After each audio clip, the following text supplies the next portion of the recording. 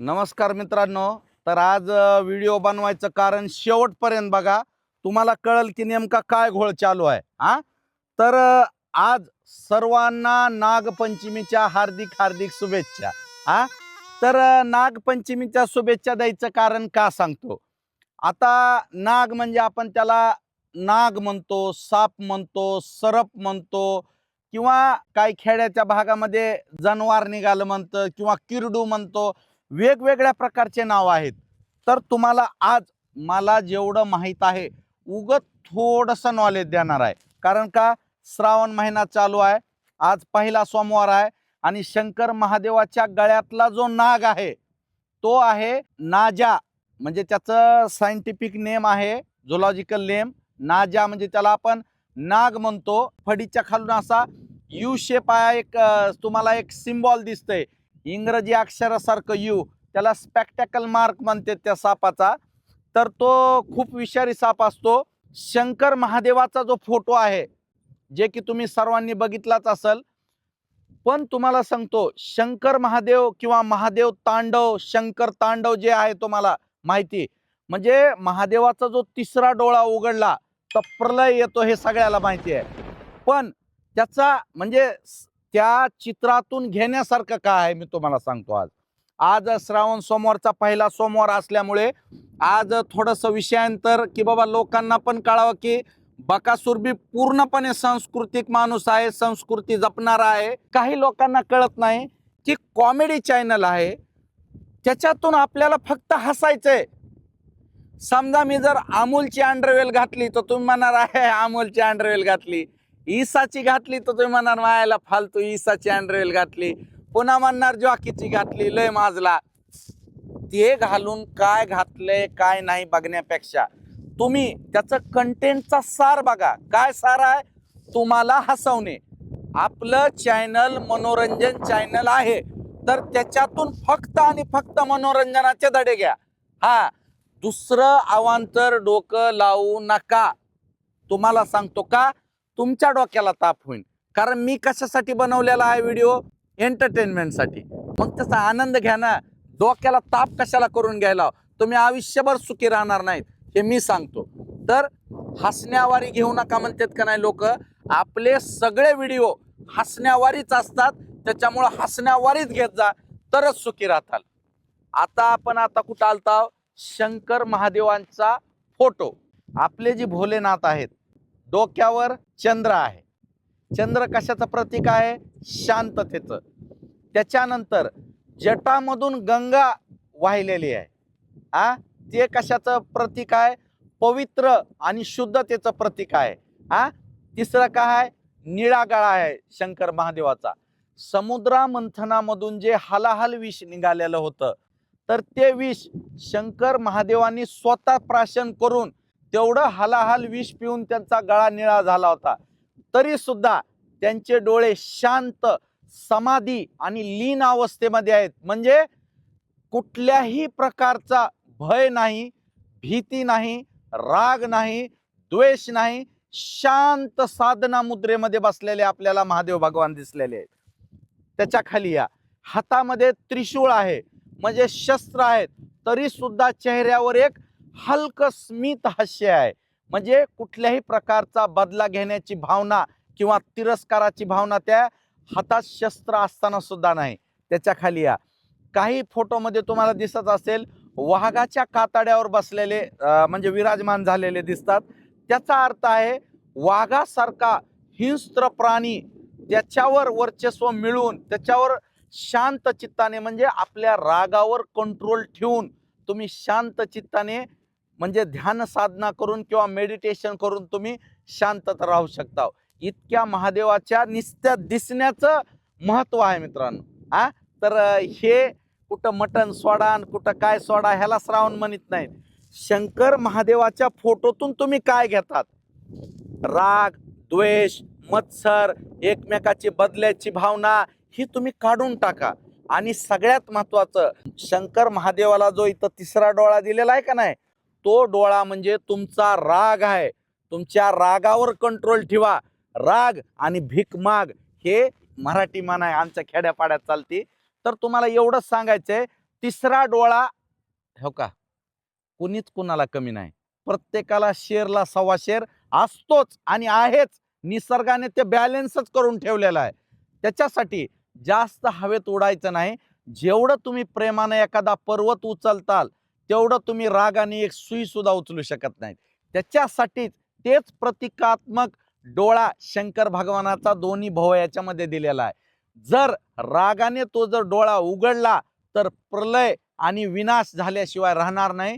आणि सगळ्यात महत्वाचं, आता जो आपला नागपंचमीचा साप आहे कोबरा, तो त्यांच्या गळ्यात असून सुद्धा ते शांत ध्यान मुद्रेमध्ये लीन आहेत. तर हे झालं श्रावण महिन्याचं शंकर महादेवाच्या फोटोमधून तुम्ही काय घ्यावं. मटण सोडणे हे सोडणे हे सोंग आणू नका. 11 महिने बेसरप खाल्लेले आहो. गटारी अमावस्येच्या दिवशी 11 वाजून 50 मिनिटापर्यंत कुत्र्यावनी मटण खाल्लेले मित्र आहेत माझ्यासोबत. उगा फोटो दाखविले तर बेजार होताल. तर मला एक म्हणायचंय, तुम्ही टाळा, मटण खाणे टाळा. जे व्हेजिटेरियन आहेत त्यांनी 100% व्हेजचा वापर करा. जे नॉनव्हेज खाणार आहेत त्यांनी सालाचे 12 महिने नॉनव्हेजचा वापर करा. पण विनाकारण आव आणू नका, ही माझी नम्र विनंती आहे. कारण का, धर्मामध्ये धर्म म्हणलं का, हिंदू धर्म, मुस्लिम धर्म, ख्रिश्चन धर्म, बुद्ध धर्म, शीख धर्म हे नाही. धर्म म्हणजे जसं बर्फाचा धर्म काय, थंड करणे. अग्नीचा धर्म काय, जाळून टाकणे. असा माणसाचा धर्म काय, एकमेकाशी प्रेमानं वागणे. हे झालं सोंग. दुसरी गोष्ट, नागपंचमीचा आज आहे सण. मला सांगा, शेतकऱ्याचा सर्वात मोठा शत्रू कोण कोण आहे माहिती आहे का? भेसळयुक्त बी बियाणे, भेसळयुक्त खत आणि त्याला निसर्गाची अवेळी भेटलेली साथ. शेतकऱ्याचे सगळ्यात मोठे 3 शत्रू आहेत. आणि ह्यांचा बी दुसरा बाप कोण आहे माहिती आहे का? उंदीर.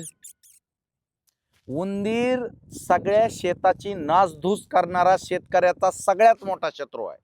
आणि शेतकऱ्याचा सगळ्यात मोठा मित्र कोण आहे माहिती आहे का तुम्हाला? साप. मग तो बिनविषारी असो की विषारी असो, आपल्या भागामध्ये सर्व प्रकारचे साप, हे उंदीर आणि बेंडूक, हे 2 प्रकारचे मुख्य भोजन आहेत सापांचं. त्याच्यामुळे शेतामधले उंदीर कंट्रोलमध्ये राहण्याचं, ठेवण्याचं काम कोण करतंय? साप. ठीक आहे, ज्यावेळेस शेतकरी आमचे रस्त्याने किंवा शेतात बांधाने इकडे तिकडे फिरताना कुणाला सर्पदंश होतो किंवा what ever it may be, म्हणजे इजा होतात, काही वेळेवर पोहोचल्यामुळे तुमच्या जीवाची दगाफटका होते किंवा तुमचा जीव जातो. पण ह्याच्यामध्ये सगळ्यात मोठी चूक जनजागृतीच्या अभावाची आहे. मित्रांनो, ह्या व्हिडिओच्या माध्यमातून प्रत्येक शासकीय दवाखान्यामध्ये अँटीवेनमचे सर्व इंजेक्शन उपलब्ध असतात. त्यामुळे जेव्हा केव्हा तुम्हाला साप चावला किंवा तुमच्या आजूबाजूला कुणाला साप चावला, तर त्याला तात्काळ सरकारी दवाखान्यामध्ये नेऊन वेळेत इलाज करणे, हाच त्याच्यावर रामबाण इलाज आहे. झाडफुका मंत्र असलं नादी लागू नका. कारण तुम्हाला जर सापांची ओळख नसेल, सापापेक्षा माणसं जहिरीले आहेत आजकाल, हे झाला वेगळा विषय. पण जर तुम्हाला सापांची ओळख नसेल तर तात्काळ शासकीय रुग्णालयामध्ये जावा, तपासणी होईल आणि तुम्हाला योग्य तो उपचार तिथं दिला जाईल. दुसरी गोष्ट, आपल्या भागामध्ये 90% साप विषारी आहेत. किती टक्के? 90%. तर मित्रांनो, मी एक व्हिडिओ खास सापावर घेऊन येणार आहे नागपंचमीच्या निमित्त. तर तुम्हाला सांगतो, आपल्या इकडं प्रमुख विषारी सापांचे नाव सांगतो मी तुम्हाला. कोबरा, जो साप फडी काढतो का नाही, तो असतो कोबरा. त्याच्यामध्ये न्यूरोटॉक्सिक विष असतं. म्हणजे काय, आपली नर्वस सिस्टम डॅमेज करतंय. लकवा येणे, कार्डियक अरेस्ट म्हणजे अटॅक येणे, आणि माणूस म्हणजे लकवा म्हणजे त्याला काय सांगू तुम्हाला, ॲक्च्युअली म्हणजे माणूस लवकर मारायच्या कगारमध्ये पोहोचत आहे, जर वेळेत जर त्याला शासकीय रुग्णालयामध्ये तुम्ही नेलं नाही तर. हा झाला नाग, त्याला आपण कोबरा प्रजातीचा एक साप म्हणू. दुसरा मण्यार. तुम्हाला दिसत असेल बघा, आपण काही वेळेस म्हणतो कवड्याचा नाग आहे, त्याच स्वरूपाचा मण्यार असतो. स्लो पॉयझन असतो. तो तुम्हाला चावल्याला सुद्धा कळत नाही आणि मण्यार शक्यतो संध्याकाळी चावतो आणि माणसाला तो लक्षात येत नाही चावल्याला आणि तो माणूस तसाच झोपीत मरून जातो. असे भरपूर किस्से माझ्या समोर सुद्धा घडलेले आहेत. नाग झालं, मण्यार झालं आणि फुरसे म्हणजे परड. सगळ्याला माहिती आहे परड म्हणतात फुकतय. परड फिरड काय फुकीत फिकीत नाही, तर परड हा म्हणजे फुसकारतो. म्हणजे का, बाबा मी विषारी आहे, माझ्या जवळ येऊ नको, नीट लांब राहा, 2 हात लांब राहा. कारण त्याचं विष हे त्याला डायजेशन करण्यासाठी सगळ्यात महत्वाचं एन्झाईम्स असतं आणि त्याच्यामुळं आपल्याला चावल्यामुळं ते विष आपल्या रक्तात जाते आणि आपली मृत्यू होते मित्रांनो. त्याच्यासाठी सगळ्यात महत्वाचं शेतात जात असताना गुडघ्या इतका बूट घालून वावर करावा, एवढी माझी नम्र विनंती आहे. शेतातले शेतकरी असतील किंवा शेतात ठेवलेले गडी असतील, कृपया करून टॉर्च आणि लांबकाले बूट वापरावी, एवढीच नम्र विनंती आहे. आणि मित्रांनो तुम्हाला सांगतो सगळ्यात महत्वाचं, जे लोक अंधश्रद्धेपोटी सापाला दूध पाजतात, तर तुम्हाला सगळ्यात महत्वाचं उदाहरण सांगतो. साप हा दूध पित नाही. मी एका म्हणजे तज्ज्ञाला विचारलं की बाबा खरंच काय असतंय सापाचं, तर त्यांनी सांगितलं साप हा अंडज प्राणी आहे, म्हणजे अंडे देणारा आहे किंवा त्याला दूध पिण्याची. आता मला सांगा, साप झालं, कोंबडी झालं, कावळा झालं, पक्षी झालं, हे सगळे अंडे देणारे आहेत. तर अंडे देणाऱ्या प्राण्याला निप्पलच नसतात, म्हणजे दुधाची सिस्टमच नसते, त्याच्यामुळे त्याला पचत नाही. आणि त्यांनी सांगितलं की याचा परिणाम त्याच्या फुफ्फुसावर होतो आणि त्याला निमोनिया होऊन साप आजारी पडून मरून जातो. आणि का जे ते परडीवाले वगैरे साप वगैरे असतात ना, ते काय करतात मित्रांनो, सापाचे दात काढणे किंवा सापाच्या तोंडाला चिकटपट्टी बांधून त्याला 1-2 दिवस उपाशी ठेवणे आणि नागपंचमीच्या टायमाला त्याच्या पुढे ते वाटीभर दूध ठेवतात आणि त्या सापाला प्यायला देतात. साप बिचारा तानेजलेला असतो, भुकेजलेला असतो, त्याला कळत नाही हे काय आहे, ते पितो आणि काही दिवसानंतर त्याचा मृत्यू झालेला असतो. मित्रांनो, हे मला एका उच्च म्हणजे माहिती असणाऱ्या व्यक्तीने सांगितलेलं, मी मनानं फाकाऱ्या मारित नाही. दुसरी गोष्ट, तर बघा साप हा म्हणजे जरी आपल्या शंकर महादेवाच्या गळ्यात असला तरी तो विषारी साप आहे. तर रानात वगैरे जाताना थोडीशी काळजी घ्या. आणि सगळ्यात महत्वाचं मित्रांनो, मला हे एक माणसाचं कळतच नाही, किती म्हणजे विचित्र प्रकार आहे. साप जर कुठं दिसला तर त्याला लाकडं हुडकू हुडकू मारून त्या सापाला मारून टाकतात आणि नागपंचमीच्या दिवशी दिसला की त्याला फुलं वाहतात. किंवा दगडावर कोरलेला नाग असेल तर त्याला हळदी कुंकू फुलं वाहणे, हे सगळ्या गोष्टी करतात. मग मला काय म्हणायचंय, तुम्ही साप दिसल्यावर त्याला का मारता? त्याचं कारण काय माहिती आहे का? तुम्हाला विषारी आणि बिनविषारी सापामधला फरकच कळालेला नाही अजून. तर त्याच्यासाठी मित्रांनो, तुम्ही एकदा गुगलवर जावा किंवा आपल्या चॅट जीपीटीला विचारा, महाराष्ट्रातले प्रमुख विषारी साप कोणते आणि प्रमुख बिनविषारी साप कोणते, तुम्हाला लगेच लक्षात येईल, फोटो सहित माहिती येईल. तर मित्रांनो, जो आपल्या शेतकऱ्याचा मित्र आहे त्याला मारायचा प्रयत्न करू नका. या बकासूर तर्फे तुम्हाला हात जोडून नम्र विनंती, कारण शेतकऱ्याला आधीच निसर्ग साथ देत नाही आणि त्याच्या शेतातले उंदीर खाण्याचं काम करणाऱ्या सापांना सुद्धा तुम्ही मारू नका. मारायचंय कुणाला मारा? तुमच्या मनात जी साप प्रवृत्ती आहे, ज्याच्या ताटात खायचं आणि त्याच्याच ताटात त्याच्या पाठीमागं गरळ वाकायची, असल्या लोकांच्या प्रवृत्तीला मारा आणि अशा लोकांपासून वेळेत सावध राहा. तर सर्वांना नागपंचमीच्या हार्दिक हार्दिक हार्दिक शुभेच्छा.